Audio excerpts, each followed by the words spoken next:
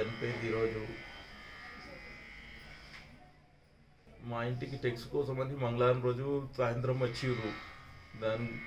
అయితే మా నాయనలు ఆల్రెడీ కడతామని చెప్పారు. ఆల్రెడీ టైర్లు ఎత్తుకపోతామని అది కిరికిరి అయింది అన్నమాట. పైసలు కట్టకపోతే టైర్లు ఎత్తుకపోతామని కిరికిరి అయింది ఆల్రెడీ. దాని తర్వాత టైర్లు పైసలు బి కడతామని చెప్పారు. ఆయన టైర్లు ఎత్తుకపోతారని చూసి కదా వాళ్ళు వాళ్ళకి ఏది తోచక మా ఇంటి కూడా చెత్త వేసేసారు. ఎక్కడెక్కడో చెత్తలు బీగులు అన్నీ ఎక్కడో తీసుకొచ్చి వేసేసారు మా ఇంటి ముంగట.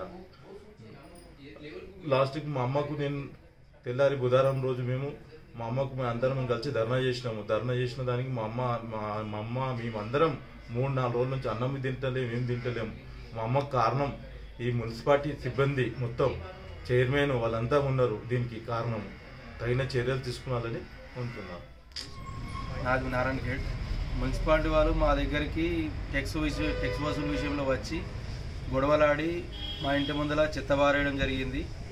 దాని మూలంగా మా పరిసరాలు మొత్తం దుర్వాసన లేచి మొత్తానికి మా ఇంటి అందరికీ అస్వస్థతకు గురైనాము. అదేవిధంగా ఈరోజు మా అమ్మ కూడా ఈ ఉదయాన్నే మరణించడం జరిగింది. ఈ అన్నిటికీ కారణం మున్సిపాలిటీ వాళ్ళు చేసిన చర్యనే. దీనికి బాధ్యత మొత్తం మున్సిపాలిటీ సిబ్బంది, చైర్మన్, కమిషనర్ బాధ్యత వహించాలి. ఇది చాలా బాధాకరమైన విషయం. మా అమ్మను కోల్పోయాము ఈరోజు వాళ్ళు చేసిన ఘనకార్యాన్ని. మా అమ్మను మేము కోల్పోయాము. దీనిపైన చర్యలు తీసుకోవాలని చెప్పేసి మేము కోరుకుంటున్నాం.